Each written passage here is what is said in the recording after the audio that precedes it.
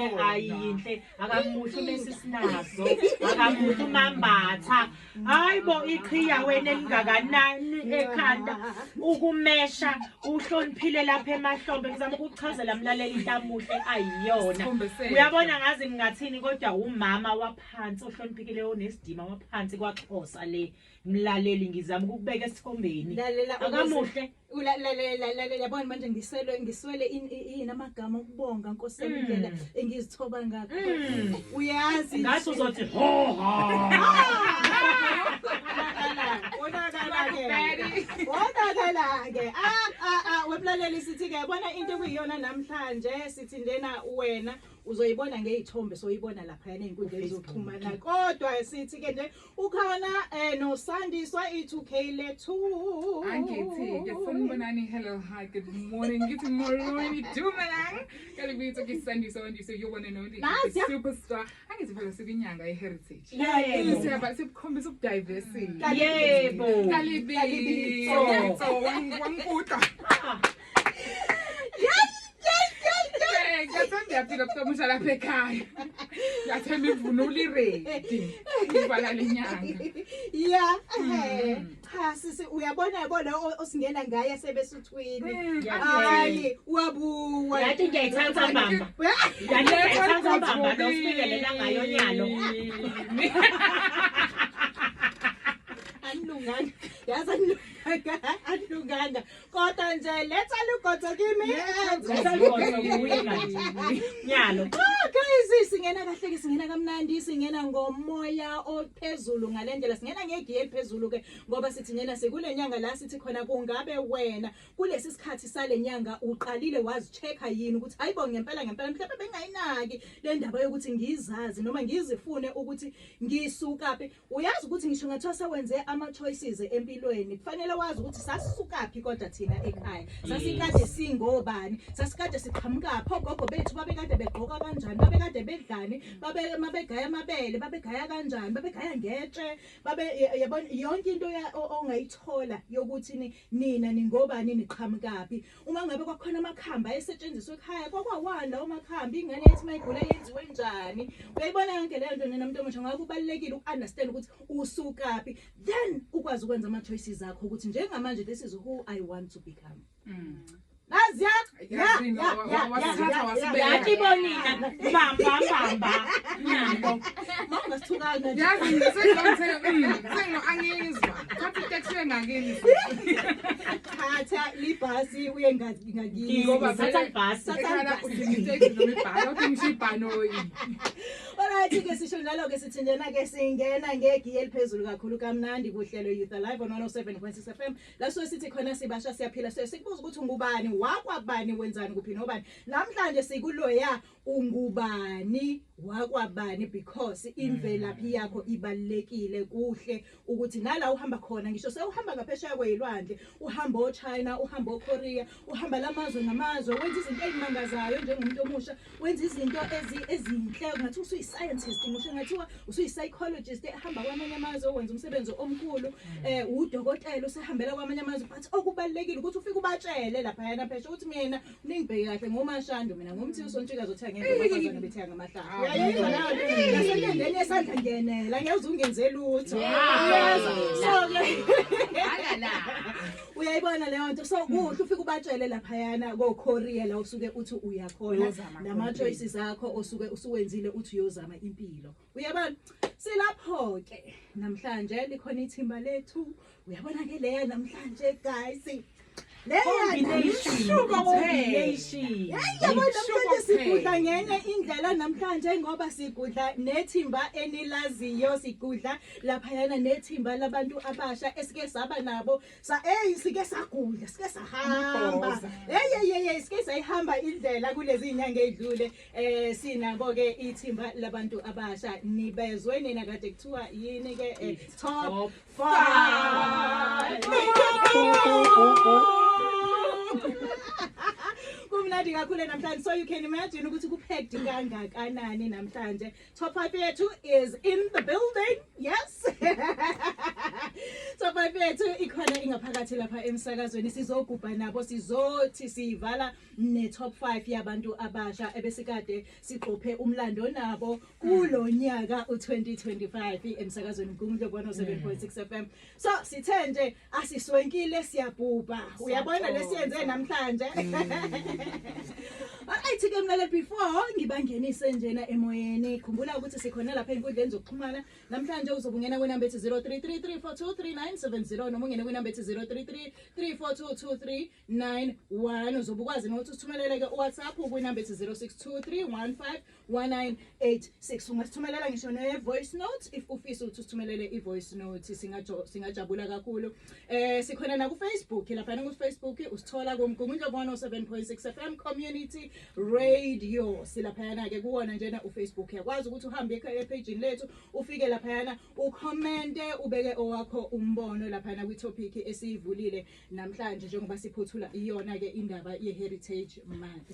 Itopic yethu yanamhlanje laphayana ithi sikhuluma ngayi heritage month ukuthi interpretation yakho ye heritage month sizobe just sithi sinabantu bethu abasha i-youth yethu abethu laba sithi abethu yabo kuzophela lonyaka nje futhi silosishila ukuthi bangabethu so nje sinabantu bethu abasha lapha yana i-top 5 sobe sixoxa nayo ngayo i-topic lena ethi ke as a young person wena what is your interpretation of i-heritage ngithi njengoba i-top 5 hayi ukuthi phela abandawonye ayingithi umuntu nomuntu kukhona la eqhamuka khona so ke sizobe sithola ukuthi ke ubani nobani eyakhe i-interpretation uyibona kanjani i-heritage month and sibuza wona kumbuzo ukuthi ke njengabantu abasha kumele siphile kanjani futhi siziphathe kanjani ukugcina amagugu ethu namasiko ethu nemvelaphi yethu lokho ke sizobe sikudingida sisonke as a team namhlanje sanibonani guys sanibonani hello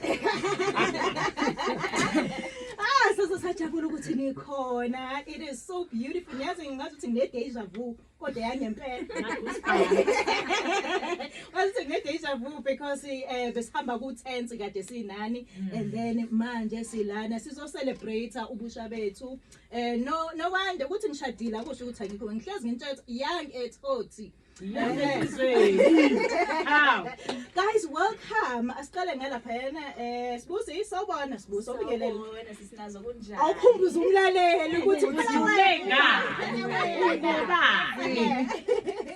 balele emakhaya nikhuluma nosibusi wakaHlophe uMathumbeza uSamela ntombazana ngongeza abafokazane zenda ngobumnyama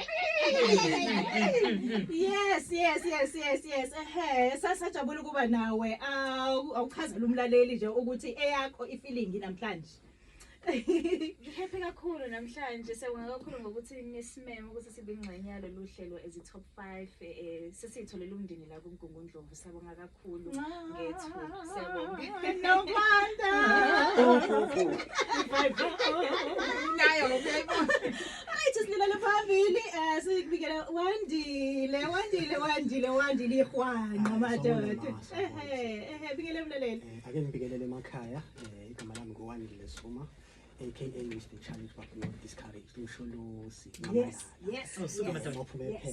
likathu ngibonge nje ma ukuthi nisimeme nje ohlelweni ke njengoba seshilo nje usibusi la ekhaya nje sefana ukuthi nje isekhaya sisiyaziwa so nje lobo nje kuyintokozo nje enkulu kakhulu ukuthi siphinde futhi sihlangane khona la sihlangene ngokunye ngokusobungaza inyanga yamagugu sabonga kakhulu Wandile sijabule kakhulu ukuthi guys unithole isikhathi Wandile siyazi ukuthi ubukade usuka enkonzweni ebusuku yobusuku bonke and then wavuka awukazi ulale njengoba usula emsakazweni nje ya manje ngizalale ngoba ngathi ngiphume ekhaya ngabo 12 bese ngisamba sawulinda inkonzo yini so nje bengalaleli because ngathi mangabe usendaweni engekho comfort lapho uhlele ezitulini Yes, so nje ngakalale so nje ya kunjalo nje Welcome kodwa kohlelweni ke siyazi ukuthi ni lobo buthongo lobo buzoke buthi akunandawo la njengamanje uzoyengibone. Alright, welcome Tumelo sobona.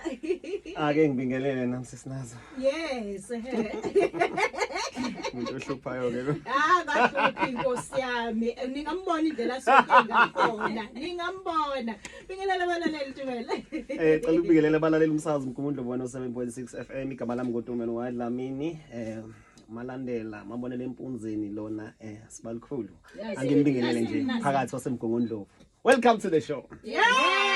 Asikhale.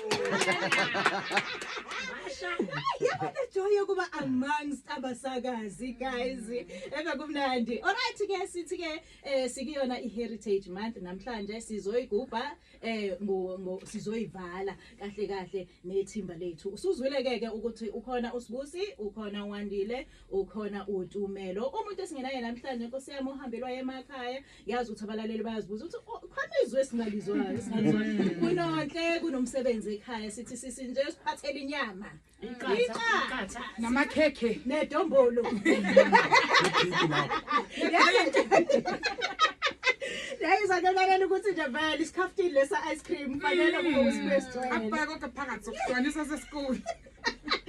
Alright ke kumnandi kakhulu ke nokwanda namhlanje lalela mama awusithathe mhlawumbe siqale nje ngoba njengosiso sekhulile uyabona sisomdala sisinowanda ngokwakho siyazi ukuthi sike sayithinda vele last week uyabona but in a nutshell sesivala lenyanga ungathi wena eyakho interpretation yokuthi yini ngempela into ye-heritage kuwena ngokwakho. Kumina into ye-heritage isikhumbuziso sokuthi sivelaphi ukuze uyiqonde kangcono imumva limqoka umuntu omusha mase usutholile ukuthi uvelaphi uphokophele kephi.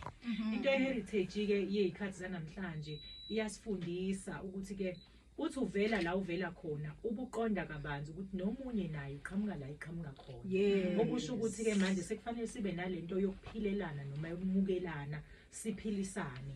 iHeritage yanamhlanje isifundisa ukwamukelana ukuthi ke noma ngingaqhamuka kwaXhosa, kwaZulu, kwaSwati naye loyo usemqoka ngendlela yakhe. So to me as usisomdala ngithi heritage ayihlale njalo isenza ukuthi sikhumbule ukuthi singobani kodwa futhi iphinde isenze siphile ezikhathini zanini zanamuhla. Ngizama uku-encourage into ye-inclusivity ne-diversity ukuthi ke siphile nje ke kuphileke kungajajwana kungacwaswana but sibe diverse, you understand? Inkinga kodwa niyahleka abanye mebefaka ishibhelane zabo kuthiwa yini shibhelana ngithi mina ngoba ninjena niyabahleka abanye mebefaka kodwa ubanosheka thina sishaya amabheshe ethu ubanohlekayo Zulu phela thina ungasihleka usiqalile ungaqala ngani Zulu hlangana Zulu. Alright sihlala lesihle leso nokwanda because ubala nento ebaleke kakhulu eyokwamukelana. Uyabona ukuthi sihlukene ngeindlela zethu kodwa kuhle ukuthi ni sithole ukuthi ni si accept lento ukuthi khona nabanye phela abangafani nathi. Uyabona leyo. Alright asiyekutumelo wetumelo. What is eyakho interpretation ye-Heritage Day ye-heritage nje iyonke noma into yokubungaza kwamasiko nemvelaphi? Sibonge sesinazo. Ngokwakho njalo Mina nje ngombono wami ngicabanga ukuthi heritage is the most important holiday ekhona nje. In fact South Africa noma ngibale nje South Africa as a whole. Ukuthi iyona most celebrated ngoba isikhumbuzo la siphuma khona. Bathi ngesilungu you cannot know where you are going if you don't know where you come from. So lento isifundisa ukuthi if there is no history don't expect a victory. So uma ngabe sikhuluma ngama culture iyona into kuphela esikhumbuzayo la siqhamuka khona. It doesn't matter ukuthi sinezinto eziningi esikholela kuzona mhlawumbe abanye bakholela kuma religions bazi baphume kuma heritage but heritage is something that is very connected naye religion ayihlukane because iyakukhumbuza ukuthi as much as unento ohlukile yakho but kwi-society kubalulekile ukuthi ukhumbule la uqhamuka khona njengoba sinama language, it's the only country umhlaba wonke enama languages awu-11 so we are very privileged ukuthi siyabantu base South Africa. So nje ngizothi mina i-heritage is very important ngoba iyasikhumbuza la siqhamuka khona. Akufuneki nanokuthi omunye umuntu uthola ukuthi ufundile nje uyahlonipha ngenxa yokuthi wafundiswa ekhaya ngenxa yokuthi wagcina indaba ye-heritage. So nje asibambeleni ngalapho ukuthi iyasikhumbuza ukuthi so ngobani siphumaphi siyaphi. Ngiyabonga. Uyazi ukuthi Tumelo umenshina into ebalekile Tumelo yokuthi even i-religion because kwasa religion inomlando. Ukusho ukuthini umsuka layo it's the same thing ethini umlando imvelaphi yabantu abathiza ababephila ngesikhathi esithize esesikwazi ukuthi sibonelele khona ukuthi kahle impilo ngalezi ayikhathi ayikade iphila kanjani uku-influencer indlela ke thina esesiphila ngayo. So ibaluleke kakhulu le oyishoyo ye religion. Ngokwakho ukubona kungabe mhlawumbe because usebenza kakhulu futhi nabo abantu ikakhulukazi abantu abasha abaseyinkonzweni kungabe ikhona mhlawumbe lo challenge Tumelo yokuthi abantu bazithole bengenayo ishow ukuthi ngikholelwe kokwakithi noma ngikholelwe okwenkonzo kuphela. Ngicabanga ukuthi ikhona leyo challenge because njengoba kade ngizosound sithi hlangana Zulu. Yes ngazi ukuthi mangabe mhlambe ukuthi phela wonke umuntu njengamanje abona nje ehamba kakhulu nje kuyazi ukuthi hayi cha uZulu uyadominate more la kwaZulu Natal. But okuvela kakhulu ukuthi into engithanda ngayo ukuthi amaZulu awacwasana yibolonto kuyibona ukuthi abantu ibona basuke beyithatha kancane mhlambe bengafuni ngoba abanye bazi bagcina sebekhohlwa nanokuthi ba celebrate yawabo bagcina sebefocus ngalo umuntu athenge lokhu kwabanye because hayi mhlawumbe usuke ngayiqathi ukuthi lento yini iyathandeka yibolonto. So nje ngicabanga ukuthi mina guys I beg to angivumi guys nina ukucwasana nina kaZulu nina nabo impela ayasicwasa umuntu thina mina into engaye ngiyibone sivele siyiqhaji ayisiqhaji impela buze nje buqamama nesisiqhaji nje abayifiki siyayiqhaji manje uma ngabe uzozigqaja phambi komuntu ongazethembi kahle abela kubona uyi-threat abela shone phansi moya wakho but nje into kanjani ima wesibusi ima sibusi ulaphi kule ulaphi sibusi. Mina ngihamba nawe sisinazo ngithi nami I beg to differ ukuthi yes abaZulu banakho ukucwasana. Mzampulu osimnikele leyo point ngumZulu ngihamba ngegoli egoli kukhona amaTswana kukhona abaSuthu mina ngifika ngikhuluma isiZulu ngithi sawubona bhuti sicela ukubuza ukuthi rank ingalaphi